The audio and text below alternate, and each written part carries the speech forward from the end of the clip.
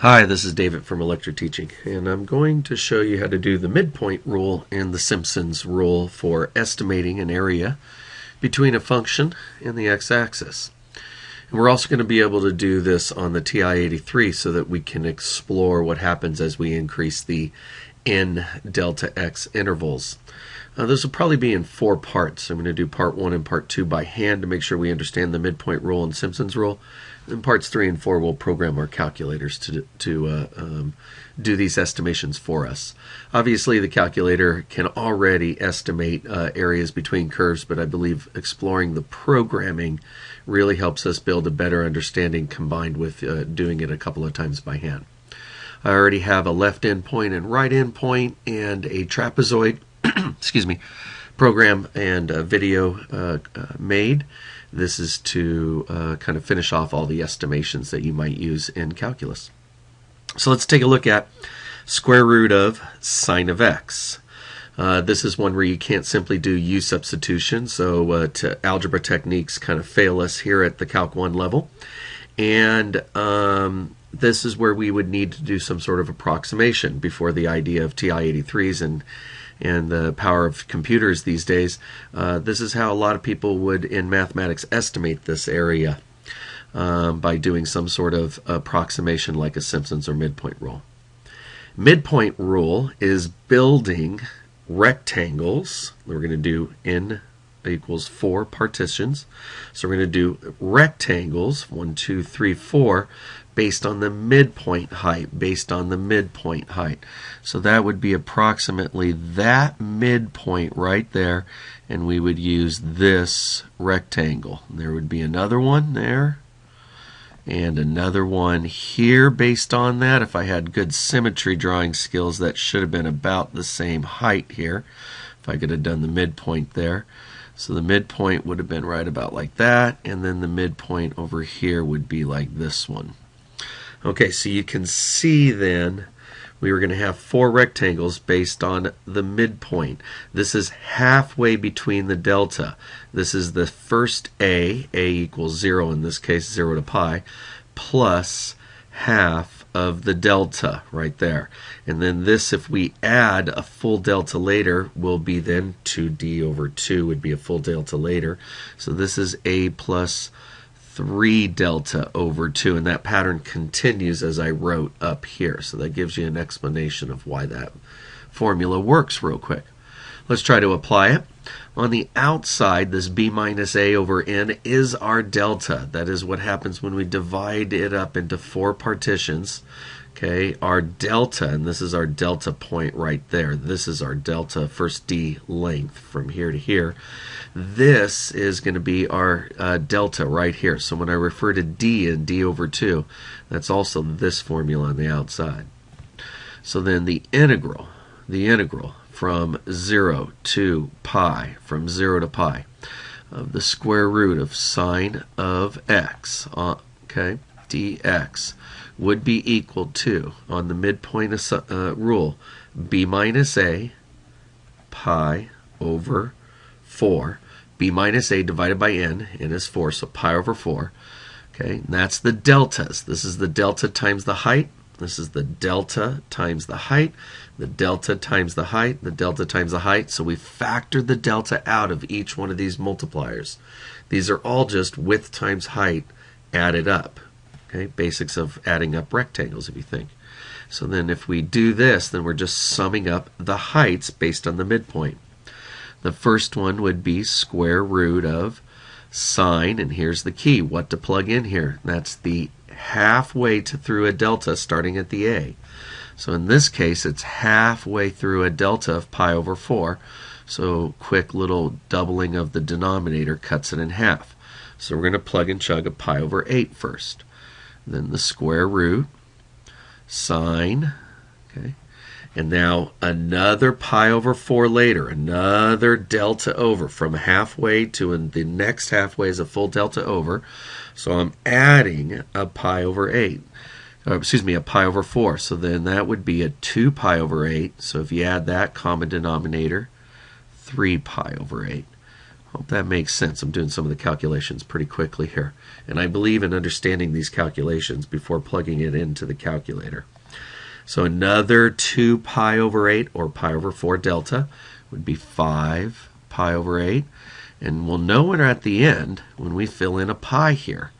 When we get to, if we've done this correctly, excuse me, not a pi, but, back that up, a half delta off of the pi. So we'll know at the end when we're at a pi over 8 off of a pi. Okay, an eighth of a pi minus a pi. So 7 pi over 8 would be our last one, and that's this one. 7 pi over 8. Cool. All right, now we've got the plug. This is what I call the plug, and I tell my students, and you need to show this. You're going to use a calculator, obviously, to get most of these answers. I'm going to show you that you know that the reality is sometimes these are on the unit circle. In this case, they're not. So this is a pure calculator moment, and we want to take out our calculator and work that. I'm going to pause the video here real quick and pull out my TI-83. Okay, so now let's do the sums of the heights in the sense. That's what I like to think of them. The sum of the heights, and we'll multiply by the delta on the outside to pi over 4 afterwards. All right, first one is sine of pi over 8 square rooted. So make sure your calculator is in the correct mode. We need to be in radian mode, and I am, so that's good. And we're going to do the square root of the sine of pi divided by 8. That's our first one. Enter. Okay, that's 0.61 rounded, 0.61, 0.62 technically. So I'm going to round that to be about 0.62. But this is very important. I don't want to use a rounded number and then round off the next answer because I become further and further away from the truth. So I'm going to use some calculator tricks to make sure I'm very accurate in this. I'm going to store that number into a variable. I'm just going to store it into the first letter available. How about just A? And that way I have that stored in the variable A. Your teacher may want you to show the approximation you found, so go ahead and jot that down in your notes. But store the exact answer, the long irrational answer, in a variable so that we can use it in exact terms. Next one is square root of sine, a very similar idea, so I'm not going to type any of that up again. I'm going to use the second enter trick twice. Second enter twice backs me up twice. Then I'm just going to insert the 3 to speed up my calculations. Also, I can store this immediately into alpha b. So now I've got this stored into a variable, and I will jot down the 0.96 plus 0.96 to let the teacher know that I really did calculate this and individually and not use some sort of programming trick. And I think that's important. If you're going to use the program later to check it, or if your teacher likes using the program, that's great. But if your teacher doesn't, you got to respect that and make sure you jot down what the approximations are as you go along. Coming back over here, let's see. The next one's is a symmetry, so I'm pretty sure it's going to come out to 0.96, but I'm going to hit second enter. I'm going to store it into, back up, store it into alpha C. Sorry if I'm moving a little fast here with these calculator tricks. Just pause the video, back it up, take a look at them. I don't have to use insert. I'm just going to overlap the 3 with a 5, and from there I can hit enter. And it'll give me what I figured, the exact same answer, because of the symmetry involved. So hopefully you understand that this is going to be a 0.62 as well, but I could actually calculate it just to be sure. Second enter, and I'm not going to, let's go ahead and store that into D and change that to 7. And now we have the exact answers in A, B, C, and D, and it did come out to the same answer as before. You can see the symmetry does show it in the heights there. All right, final answer for this one, doing it in some sort of hand calculations based on showing your work.